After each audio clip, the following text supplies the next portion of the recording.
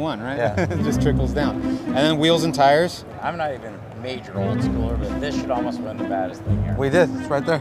Oh, you did? Really? Yeah. What's your name, Mike? Yes. Mike, welcome. You're our new guest. You're on camera.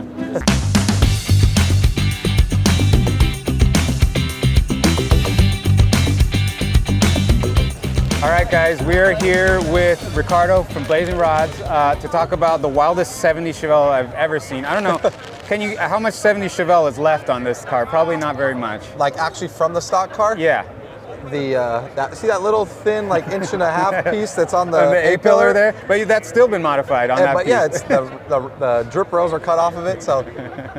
Okay. But that is still original metal. Well, but so that being said, it's still recognizable as a 70 Chevelle. Correct. You know, you walk up onto this car, you know what it is, but it's also so extreme and wild, and that's why there's a crowd around this thing the whole day, right. Which is awesome. I mean, you guys knocked it out of the park with just taking stuff to the next level. So there's a lot of stuff on this car that is like what I would say the new way of building hot rods, the new way of building custom cars. You guys integrated like a ton of like technology and modern manufacturing processes, and it shows. This thing stands out. It's so different than like any other hand-built car that you see here. So let's talk about like first of all, what's your favorite part on the car? I know it's hard to choose one. Yeah, it's very hard like to having choose. a favorite kid, right? It's very hard to choose. I mean, the whole aspect behind the car and like the whole idea behind the car was, you know, we all loved American muscle cars, right? But we wanted to change the game. You know, there's nothing wrong with anything that anybody's building here. It's just we just all felt there needed to be a new wave of things. Yeah. There's so much new technology that's available, right, that's not being used. Yeah. And we were like, okay, we really want to use that. Yeah. So the idea was we want to build the 70 Chevelle, but we wanted the power to be of a drag car. So we have pretty much a pro mod engine in this thing. Yeah, that's insane. And then we wanted like the handling of a GT car. So, and GT cars are wide body, you know, they got the stance on them. So we came up with this idea with this wide body. And for the interior, we didn't want you to be like you're in the 70s, right? So we modernized it with, you know, with the whole 3D printed interior, and we wanted you to feel like your modern day sports car. So that's what the idea was. The interior for me, obviously this is wild, and I saw this car without the body, it's like a sculpture. And then I saw the interior and I could tell this is influenced by like modern exotics, basically. Yep. Like the steering wheel almost feels Bugatti-esque, right? It's an Audi R8 steering wheel. Okay, so Volkswagen Group product. Right. But yeah, so it's basically you took the best of all the worlds and then like the modern technology to manufacturing things, 3D printing. That's kind of what needs to happen in this industry, right? Somebody like you guys needs to come in and push the boundaries to get away from some of the hand-built cars, which there's a lot of craftsmanship in those cars and the old school way of doing things. Like, don't get me wrong, the whole body is still old school coach built. Okay. You know, okay. There's certain things that are just not there yet, and that's a huge one that's not there. And I don't ever think it will be. Well, you know? It's still a craft, right? It's an art form, right? Exactly. Like even if you can reproduce it with the machine, which they do have these pretty cool 3D printed metal shaping machines, but... We actually did use it though. Really? Yeah, we used it for the firewall. Okay, yeah, that's a machine that's come a long way. Just in the last year I saw it from SEMA and being able to integrate it. But some of the stuff too, like the carbon, some of the 3D printed stuff, and then you guys, I'm sure you guys are using CAD for everything, right? Yeah, everything. Okay. Yeah, this whole car was designed in CAD.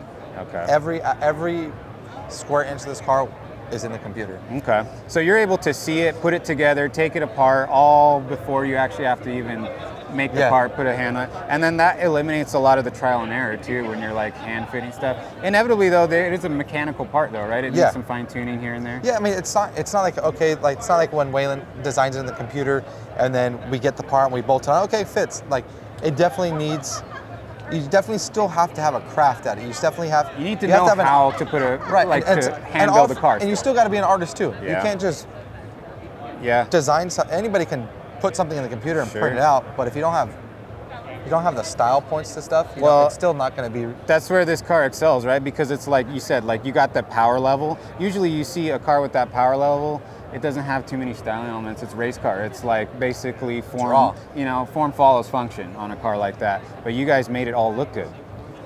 Yeah, so what we try to do is we didn't want to steer too far away from the Chevelle, right? Even though it's so extreme. Yeah. But their style points are still there. But we still ran, the dual the dual headlights, even though we took one out and Yeah. used that as the intake. If you look at the front bumper, from this point down to this point is still that stock Chevelle bumper. Yeah, look. so You it know, has that- the profile that you yeah, know it's in still your head. there. Right, okay. It's still there, but we just added things to it, modified it to make it more aggressive. But if you really look at, if you put a stock Chevelle side by side, the bumper lines still represent that 70 Chevelle. Yeah, yeah, and that's what draws people in because it's that familiar shape that brings them in, but there's so much else going on. There's so much work going into it. Let's talk just like basically ground up like the chassis. The chassis in itself on this thing is just incredible. So it did start out, before we knew how extreme we were gonna go with this, we started with an Morrison frame. Okay. And then we all sat down and got this idea of this car, and we're like, okay, we really have to beef this up. We really have to modify things to make it handle the power. Okay. So the whole front end is redone on this chassis. The only thing that's pretty much left is the actual frame rails underneath the car. Okay. But from like the firewall forward's all redone, and from the behind the seats back is pretty much redone. Okay. We moved the motor back about 15 and a half inches. Wow. Because usually the Chevelle, like off the window, when you take like the cowl off, Yeah. there's Yeah. almost a foot. Well, the down cowl here. itself is Yeah. usually pretty big, and it's ugly too. You Yeah. know? It's like It's like, not how a- do you it's can't not a hide good-looking that. part of the car, right? So yeah, the motor is moved back. The geometry up front is off a C7 Corvette. Okay. The rear geometry is off of Gen 5 Camaro. Okay. In the back, it has the engine 540 big block, twin turbo. Oh my gosh. Precision turbos, 83, 85 next gens. It's 2,800 horsepower. So, okay.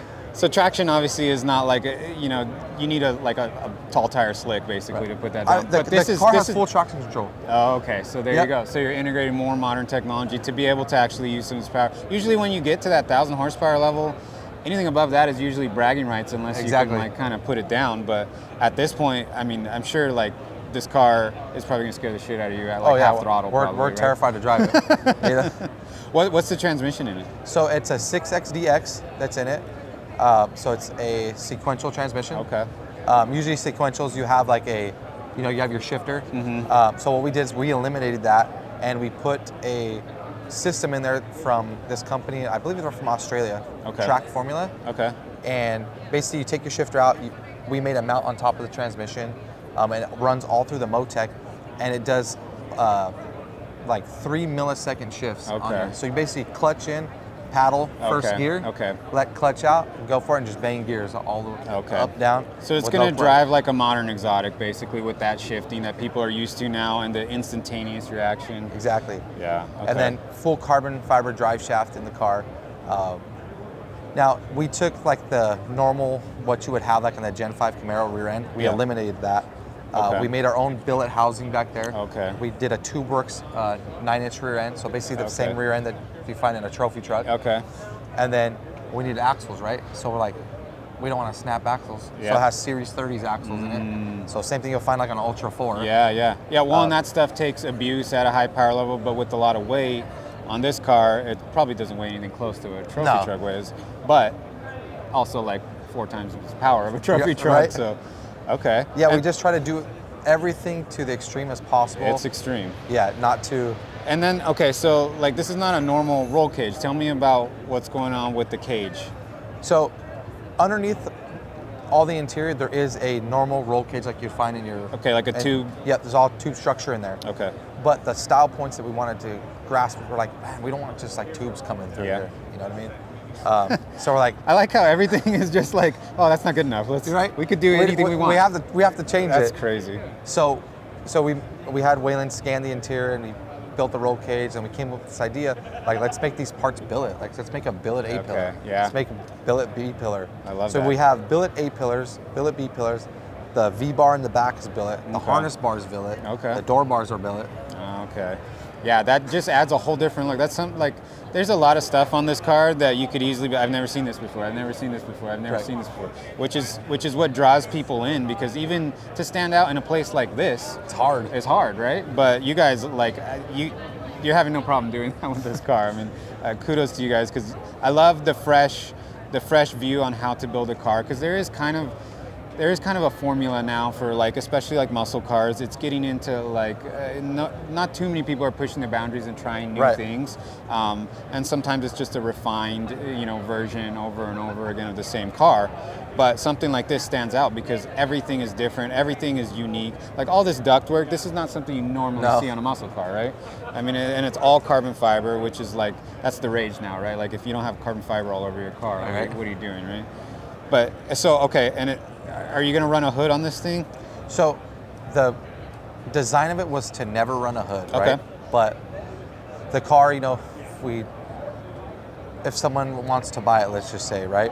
We didn't steer away from the option of later on having to redesign things to put a hood. In our back of our minds, we're like, if we ever want to put on it, we put the provisions to have run a hood. So you have the hood pins there, and then with the inner fenders, we already have where the hood pin would go. And some of this stuff too, like the shapes you have here. So a lot of this reminds me of like, I've seen people like, put into like maybe AI or something, like what is the ideal structure? And it almost always looks organic. It looks like how your bones and sinews would look, So it's really cool because like the strongest shape isn't always just the hard edges and normal. It's always flowing. It looks organic. It draws your eye. And there's something like, the car itself, a 70, doesn't have any of that, right? It's like pretty, it's penciled. Like somebody literally drew this car on graph paper and they nailed it. It has a vibe.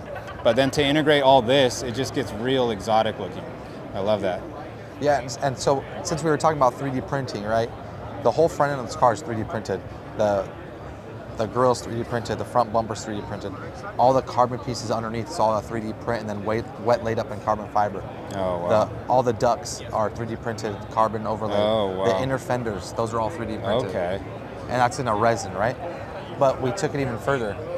The exhaust that's on here, the whole downpipe into the wastegate, that's all 3D printed stainless. Stainless, okay. So yeah, that's the other thing is using like kind of like modern materials too, and then you have these files too, right? So like, heaven forbid something happens, somebody backs into this or drops something on it or whatever.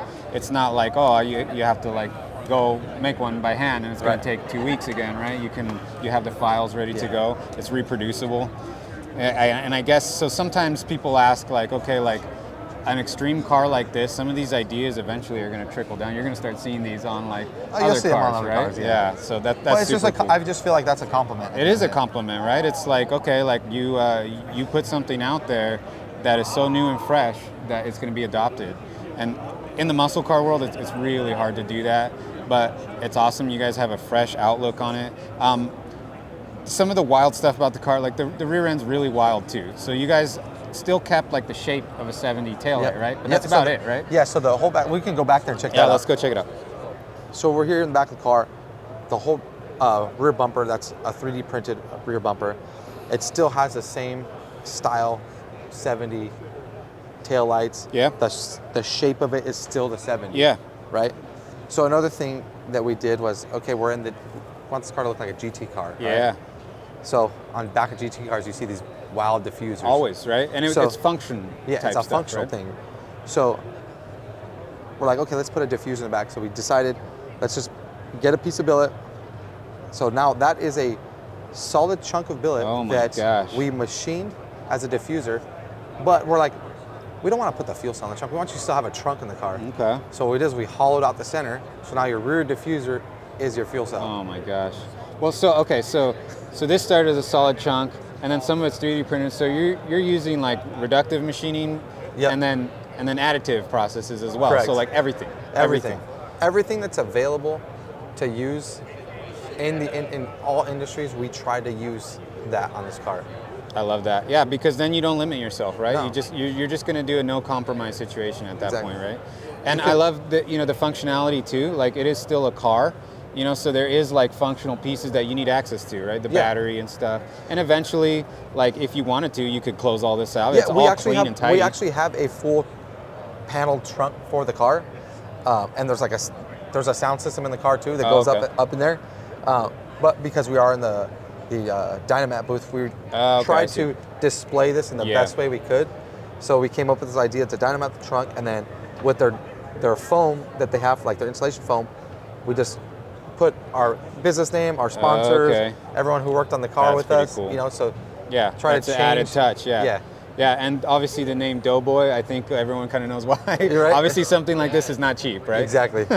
Very cool. Let's talk. And then like the Doughboy name, it's everything you see, right? That's built something like this. Someone they have a really dark, demonic name for it, right? Like yeah. like Sinister or something like that. Like, why do people do that? Like, just make something fun. Like, make it enjoy. Like, I love it. Like, it well, doesn't always gotta be. Well, and that's the thing. It's like, you know, like the car itself, like it has its own personality, Yeah. you know. So like, yeah, it makes it fun. And these are cameras. Yeah. So those cameras there, if you notice on the car, there's no side mirrors. Okay. So when you turn your turn signal on, the left camera goes on. Okay. So you're getting that full panoramic So you can see this view. whole area right here, and it'll display up on the Motec screen. Okay, and then some of the stuff, like all this, basically, like this shape is kind of what lets you know it's a 70, but all this is just completely wild and just completely gone through. And then everything, like that full exhaust piece being the rocker is just so different than what you would normally see. Right. And the interior. Like the interior is just as crazy as the rest of the car. And it's like, this is like, reminds me of just a modern like hypercar, basically, right? It looks like it would be something that came out today. Exactly, yeah, and that's hard to do with that OEM feel. Like a lot of the finishing touches, all the bezels and stuff that you guys got, it doesn't look as much like some of the custom interiors. It almost looks like a over-the-top OEM interior. Right. Yeah, and we wanted to keep it like super sleek in there. So like we eliminated a lot of the switches that normally would be on your dash. Okay. The only thing in there now is your AC and your window switches. And there's a lot on the steering wheel. And everything else is on your steering wheel. So you have your ignition, your start button, your different modes. So if you want to go no boost and have 1,000 horsepower, you can do that. If you want all the beans at 2,800, you can do that. Your drive height select. So basically the front end is on a hydraulic coilover. Okay. So you can lift up the front. Very your cool. turn signals on there. Your reverse lockouts on there. Your rolling anti-lag is on there. Oh, wow. Your headlights are on there. So you just have everything like at your feet. Everything's That's like here. Formula One, right? Yeah. It just trickles down. And then wheels and tires. So wheel and tires, those are compression wheels. Okay. That's actually our sister company. Okay. And for tires, we're running a Michelin tire. We have a 345 Yeah, in these the are rear. some wild sizing Yeah, here. 345 and a 325. Okay. Yeah, front. it's hard to get that in the back of a car most of the times, but Yeah, it's difficult to tuck that. yeah. Yeah, and then like, you know, full turning capacity and everything on it. Yeah, you guys did a lot of, I think that's one of the other advantages of the modern processor you're using in CAD. You can probably cycle suspension before you put a fender on it and see exactly where everything needs to hit. Exactly. Yeah, that is. So like right now, when it's, right now we have it sitting really low for the show, just for like aesthetics wise. Sure, yeah. So that but normal ride height would be about 1.5 inches to 2 inches taller than what it is. And then you still have your lift going up. Okay. Because when you really look at a GT car, there is space above the tires. Yeah, you know, like you gotta have it. Yeah, well, the suspension has to work, right? It's still a functioning piece of machinery, right? It's like, this is art, but this thing probably is more capable than, like a lot of things you could spend all your dough on, for sure. And the whole bottom of the car is all aeroed. It's all flat bottom carbon. Underneath the front skid plate, the front splitter up front, there's a carbon like air duct under there. So what happens is, as the dirty air goes underneath the car, it cleans it, like sucks it up into these carbon ducts that go underneath the engine and spits it out right there behind the front tires. So it's all functional. AC. Yep, AC, RestoMods air. Everything.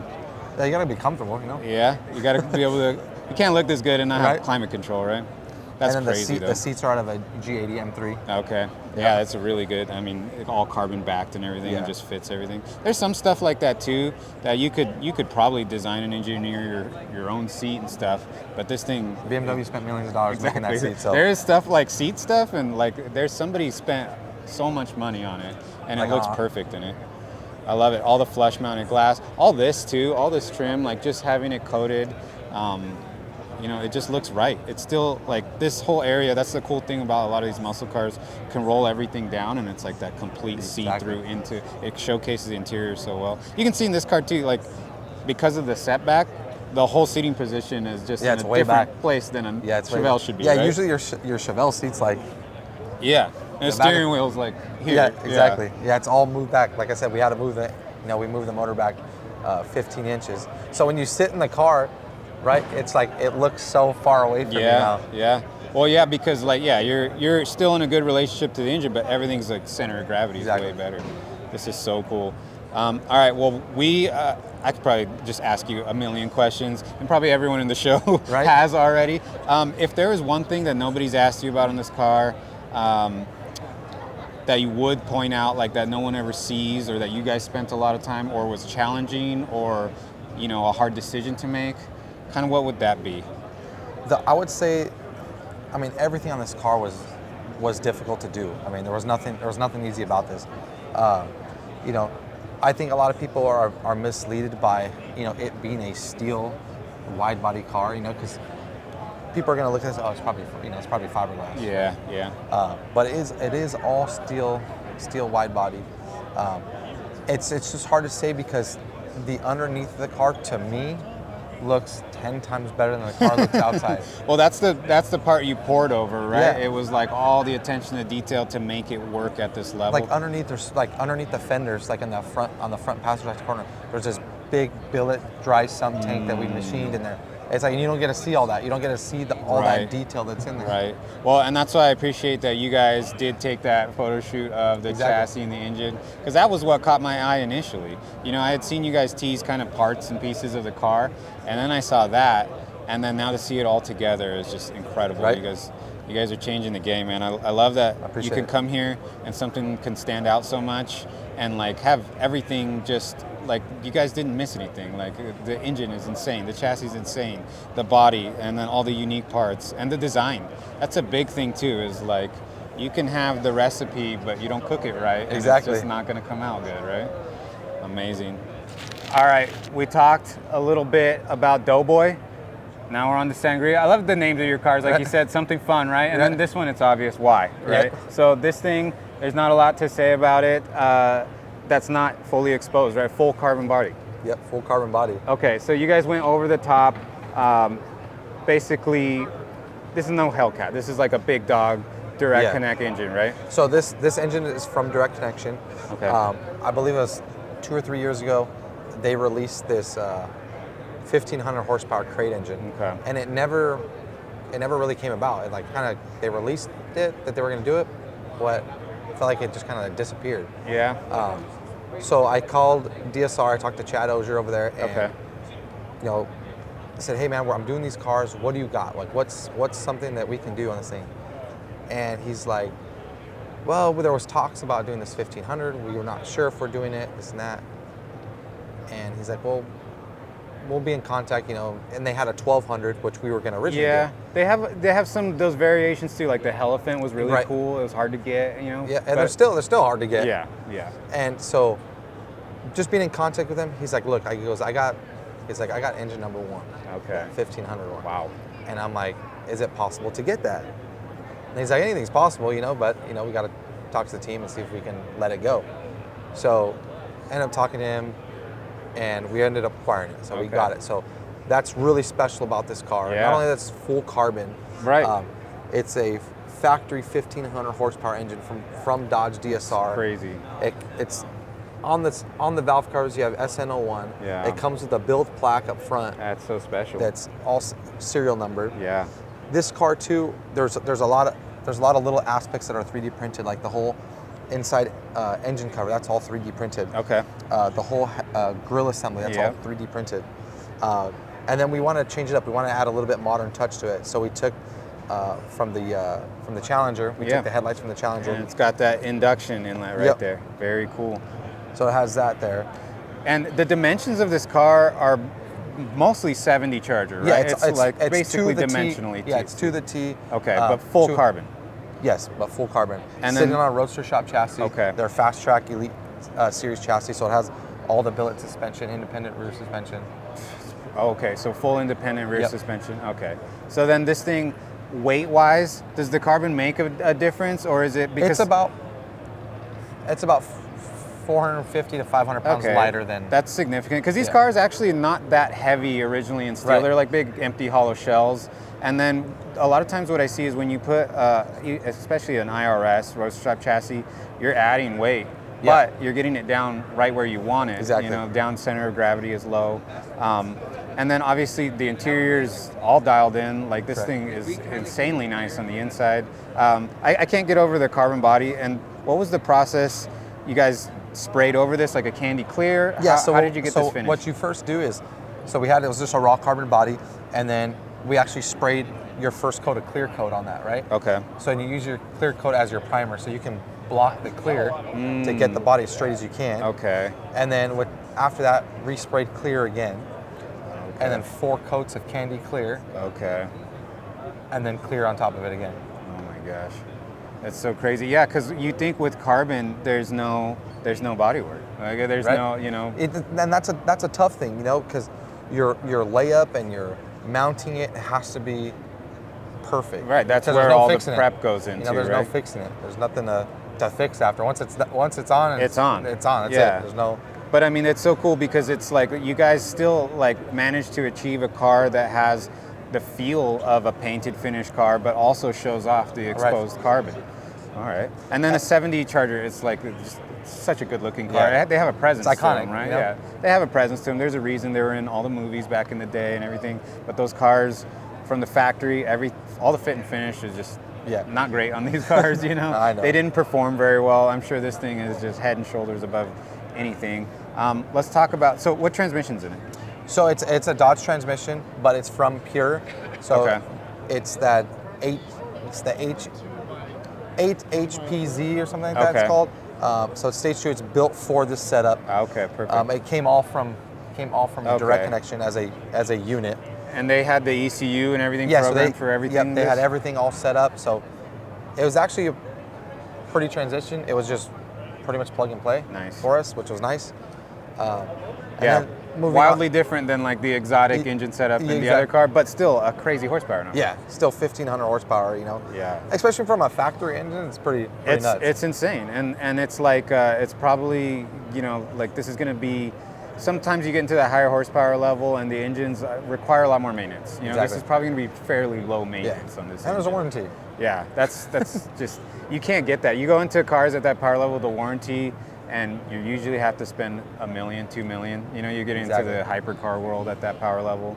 And then let's talk about some. Okay, so you have some stuff that's still like all the flush mount glass, and then getting rid of the drip rails. But these shapes are all like really That's good really from Dodge. Yeah, those are OEM Okay, Dodge parts. You know? you guys just dialed in the finishes Yeah, on we them. just wanted to bring in, you know, a little bit of modern, but because the body, there's only so much you can do because it's a 1970. It Right. still has all the body lines from it. Right, right.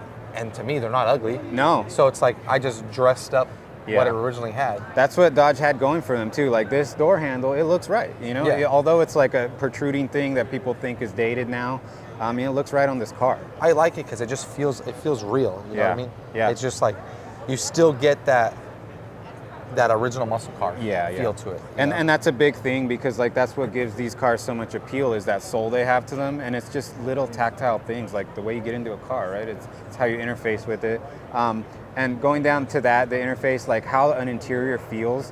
This looks like you guys used like some real high-end stuff. These like carbon Sparco Yep. seats, okay, and then a fully machined steering wheel with like premium leather wrapped. Everything's matched. That console is really nice. You integrated like a Yeah, the so stock so the whole Dodge shifter. Yeah, so the whole interior was done by Avangard. Okay, yeah, out they of do Palm great City, work. Palm City, Florida. Okay. Yeah, I let kind of Jeremy run free on this car, just kind of like, hey, you see what's here, you know, compliment it. Okay. And he nailed it. Yeah. There's a lot of carbon inside the car. You know, the carbon back seats. There's carbon on the door panels, in the dash, and it's a matte carbon. So we needed to figure out, okay, how do we bring that matte carbon somewhere on the outside? Okay. So in the engine bay, there's those matte carbon pieces. Because some people are like, why is there matte carbon here? But Perfect. it Yeah. just ties the outside to the inside. Yeah, that's that continuity. It's you have to be an artist to know how Yeah. to have the eye to do it. Wheels and tires. Same sister company, compression wheels. And these are carbon barrel? Yeah. Oh my gosh, this is crazy. Yeah, that is like the newest thing, right? Is like you have to have carbon wheels Right. now, right? And then I always love, you know, like the fuel cap. Like that's really cool. Like when you see a Charger, you know, you expect to see that fuel cap. Yeah, so it's OEM, like an OEM fuel cap. We just, you know, Cerakote it, put our touch on it to make it, Okay. you know, modern. I love it. And then all this, like everything's still carbon. All these, Yep. like the bumper, everything. And then the exhaust tips, that's 3D printed. Oh, 3D printed exhaust tips on there. Yeah. Yeah, I mean, this thing's... Okay, so this is like an extended version. So it has the bumper shape, but it Right. rolls all the way down. Yeah. Okay. Yeah, that's very cool. And then the iconic tail light shape, you know, same thing. Coated some OEM style stuff, OEM plus kind of look. Exactly. Yeah, it really brings the car into the modern, you know, some of that original chrome, sometimes it was like plasticky looking, Yeah. some of these pieces, you know? Yeah, so we just took those parts out, you know, stripped them down, Cerakoted them to give it like, it just gives it that RestoMod look to it. Yeah.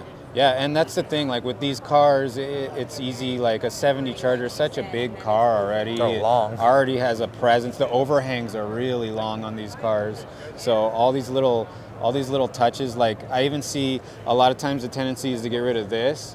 And Yeah. sometimes what happens is the overhangs get even more exaggerated when you Yeah, get 'cause rid it's of all that. eliminated. You know? Yeah. Very Yeah, cool. there's, like I said, it took a 1970 Charger and just turned it into carbon. That was the aspect of this car. That's so not cool. not to pull too much away from it. Sure. Yeah, and well, I mean, that's such a huge thing in itself. Yeah. Like it's carbon, Exactly. you know, like that stands alone. You don't need to like Right. do all the other stuff because it's like you walk up to the car and you're like, oh, like sometimes you see a carbon hood or carbon trunk, and then you look at the roof, the quarters, it's the whole car, you know. Exactly. And so, is there a steel substructure in this Yes, thing? so it's still the original steel substructure inside. Okay, perfect. So And then the color, the Sangria color. So obviously we're in the Hemmings booth. The car is for sale on Hemmings. okay, But I wanted this car to attract men and women because I feel like there's a lot of cars out there that are just built towards a they are. towards They're a guy. very masculine, like, Towards a guy. tough So guy car, right? I needed to find something that was right in between. Like how can we get the girl that's walking by to be like, oh my God, I like that color. I like that car. Yeah. Like it can go either way. Well, and that helps too because the guy that's wanting to buy it, Or his wife wants the car. his wife want it too. Yeah, you know? exactly. Smart. Because even, smart. hey, don't you like the color on this? Right. You know what I mean? Yeah. No, and that's the thing too is building a car for everyone because it's not just men that are into cars. You know, we just talked to a young girl that has a GNX built, and it's like she's she's carrying the torch at a young age and a female. Yeah. And it's really cool to see that you thought about that. Yeah, You know, that's- it's I mean, actually I something wanted that you were to- thinking about. It's not. It's for everybody. You know what I mean? Yeah. That's what we try to do for this car. Well, it seems like everybody likes it, so I Yeah, think you nailed definitely. it. Awesome. Well, thank you for talking about this one too. Yeah, appreciate it, Super man. cool car. Thanks a lot. Thank you.